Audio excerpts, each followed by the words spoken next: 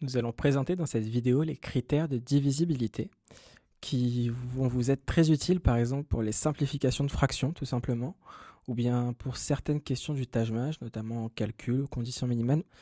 C'est un élément, un outil, c'est vraiment un outil à maîtriser correctement, donc entraînez-vous. Après la vidéo, reprenez des exemples et entraînez-vous. Avant d'exposer les critères de divisibilité, on va rappeler ce que c'est qu'un nombre divisible par un autre. Qu'est-ce que c'est qu'un diviseur, tout simplement? Alors, qu'est-ce qu'un diviseur, premièrement? Qu'est-ce qu'un diviseur? Eh bien, un diviseur, pour avoir une idée un petit peu intuitive, c'est lorsqu'on va prendre deux nombres, par exemple, prenons 15 et 5. On veut savoir si 5, qui est le diviseur, divise 15. Donc, 5 est-il un diviseur de 15? Ou autrement dit, 15 est-il divisible par 5? Donc, cette phrase-là, ces deux phrases sont strictement identiques. 5 est-il un diviseur de 15 ou savoir si 15 est-il divisible par 5, c'est la même chose. Pour savoir si 15 est divisible par 5, qu'on note comme ça en général, donc ça c'est le signe divisible, et donc un point d'interrogation au-dessus du signe pour savoir, pour poser la question tout simplement. Donc pour savoir si 15 est divisible par 5, ou autrement dit si 5 est un diviseur de 15, on va tout simplement diviser 15 par 5. On divise 15 par 5 et on résout. Donc ici, on a 5 fois 3 qui font 15, donc tout à fait simple. Et là, on remarque que notre reste est 0. Lorsque notre reste est 0, ça veut dire que le nombre qui divise ici est bien un diviseur du nombre à gauche. Autrement dit, le nombre à gauche est divisible par le nombre à droite. Donc ici, le reste est 0. On a bien 15 qui est divisible par 5. On va prendre un autre exemple pour avoir tout simplement l'exemple d'un nombre qui ne divise pas un autre. On va prendre le chiffre 3 et on va vérifier si 3 est divisible par 2. On se pose la question, 3 est-il divisible par 2? Et bien là, on va commencer par diviser 3 par 2 tout simplement. Donc là, on a 2 fois 1, 2. Donc ici, il nous reste 1. Et on passe à la virgule. Ici, 0. Donc 2 fois 5, 10. Et donc là, on remarque qu'on a bien un reste de 0. Mais ici, on a également une virgule. Et le fait d'avoir une virgule ici, ça entraîne que 3 n'est pas divisible par 2. Donc là, attention, 3 n'est pas divisible par 2.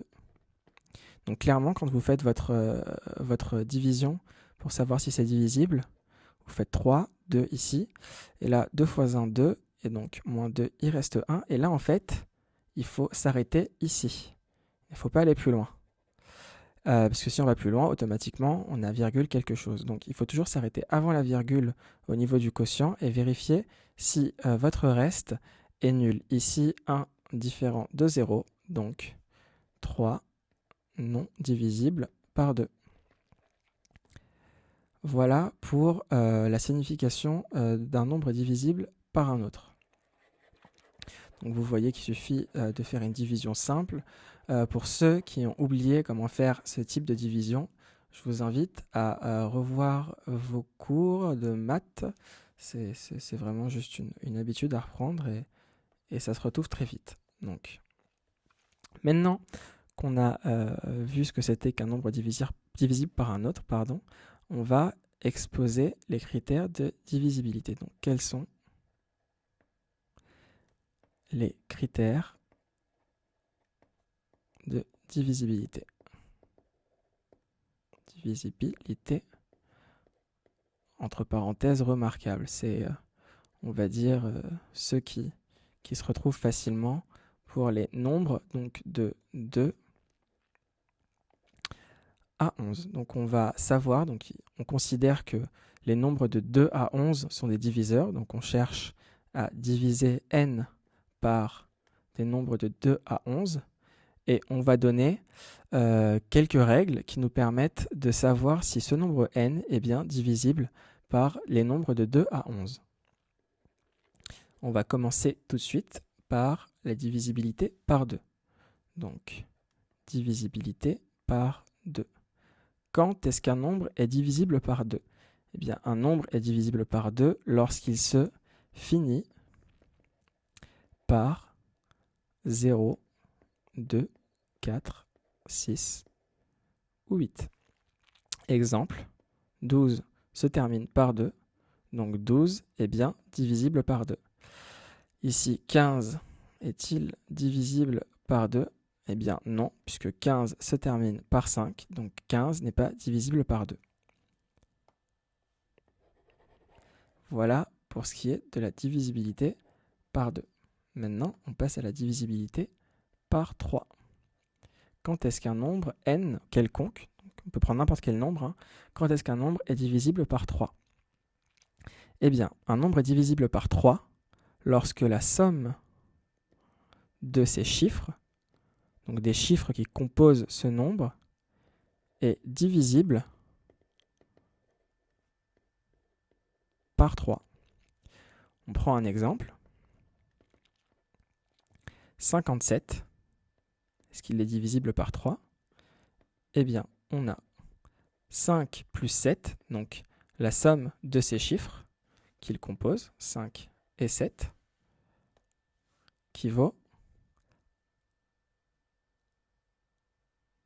12. Or, 12 est bien divisible par 3, puisqu'on a 3 fois 4, 12. Et donc, 57 est bien divisible par 3. Une astuce maintenant, lorsque votre nombre est très grand. Mettons par exemple ce nombre-là.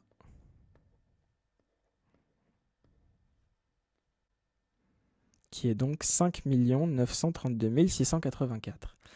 Eh bien, pour savoir si ce nombre est divisible par 3, au lieu de sommer bêtement tout ce qui compose ce nombre, tous les chiffres qui composent ce nombre, on va commencer par éliminer tous les chiffres qui sont des multiples de 3. Donc ici, on a 9, puisque 3 fois 3 égale 9. Ici, 3, car 3 fois 1 égale 3. Et ici, 6, car 3 fois 2 égale 6. Donc il nous reste le 5, le 2 et le 4. Et on va sommer ces nombres-là, et uniquement ces nombres-là, et le 8 ici, que j'avais oublié. 5 plus 2 plus 8 plus 4, qui nous donne 19. Or, 19 n'est pas divisible par 3, donc ce nombre-là ne sera pas divisible par 3. Donc voilà pour ce qui est de la divisibilité par 3. Maintenant, on va passer à la divisibilité par 4. Donc on fait ça dans l'ordre. Donc, divisibilité par 4.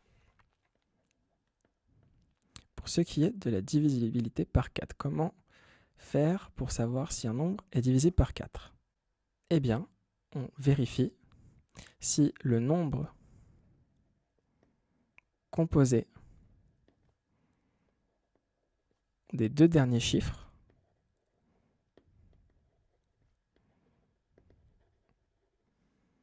est divisible par 4.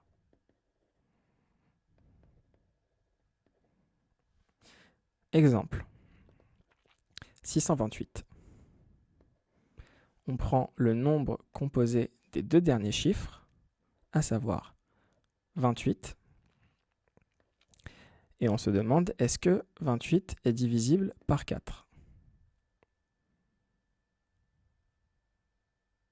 On a 4 fois 7, 28. Et donc, on a bien 628 qui est divisible par 4. Car, on le rappelle, 28 est divisible par 4. Autre exemple, 534. On prend le chiffre composé des deux derniers, enfin le nombre composé des deux derniers chiffres, et on se demande si 34 est divisible par 4. Est-ce que 34 est divisible par 4? Eh bien non, ça n'est pas divisible par 4. Ça implique alors que 534 n'est pas divisible par 4.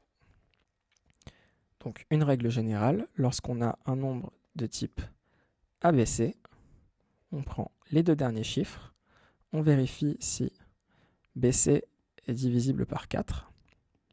Si c'est le cas, eh bien ABC est divisible aussi par 4. Si ce n'est pas le cas, ABC n'est pas divisible par 4.